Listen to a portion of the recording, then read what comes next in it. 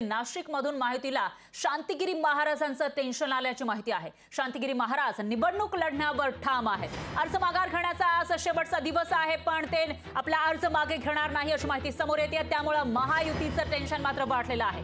महायुतीला शांतिगिरी महाराजांची मंथणी करण्यात यश येणार का असा सवाल उपस्थित होतोय, कारण आज शेवटचा दिवस आहे आणि आज दुपारी 3 वाजल्यापर्यंत शांतिगिरी महाराज आपला उमेदवारी अर्ज मागे घेणार का असा सवाल आहे। पण त्यांच्या उमेदवारी अर्ज मागे घेण्यावर शंका उपस्थित केली जाते। तर शांतिगिरी महाराजांमुळे हेमंत गोडसेंना मात्र मोठा फटका बसण्याची शक्यता आहे। आणि या विषयाची माहितीसाठी आपले प्रतिनिधी महेश महाले थेट नाशिक मधून आपल्या सोबत जोडले गेले आहेत। महेश, काय सांगाल? शांतिगिरी महाराज यांनी महायुतीच्या उमेदवाराच्या आधीच आपला उमेदवारी अर्ज भरलेला होता। त्यांनी वारंवार आपली इच्छा बोलून दाखवलेली होती आणि तीव्र अशी इच्छा त्यांची दिसतीये। अशामध्ये आता काय वाटतंय, आज शेवटचा दिवस असताना शांतिगिरी महाराज आपला उमेदवारी अर्ज मागे घेतील का?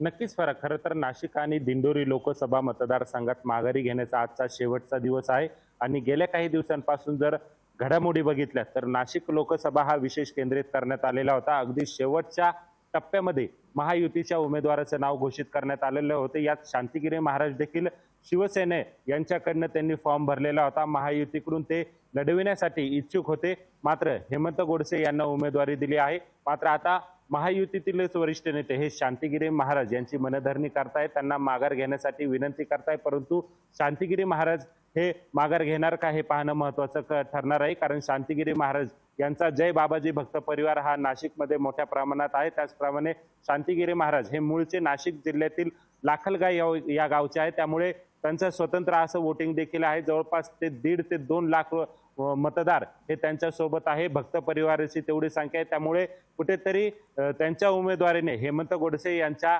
महायुतीच्या उमेदवाराला फटका बसू शकतोय। त्यामुळे खरं तर महायुतीचे नेते हे टेन्शनमध्ये सापडलेले आहे। हेमंत गोडसे यांच्या अडचणीमध्ये वाढ होण्याची शक्यता नाकारता येत नाही। त्यामुळे महायुतीच्या वरिष्ठ नेत्यांकडून शांतिगिरी महाराजांची समज काढण्यात येत आहे, त्यांची मनधरणी करण्यात येते, परंतु यामध्ये त्यांना यश येणार का हे पाहणं महत्त्वाचं ठरणार आहे। तर शांतिगिरी महाराज आज माघार घेणार की निवडणूक लढणार याबाबतचा निर्णय हा 3 वाजेनंतर स्पष्ट होईल। फरा निश्चितच महेश, आता शांतिगिरी महाराज नेमकं काय करणार त्याच्यावरच इथलं जे मतदारांचं गणित आहे ते ठरणार आहे आणि कोण जिंकून येईल ते सुद्धा सांगणं शक्य होईल। लोकशाही मराठी ऐका, पहा, जागरूक रहा।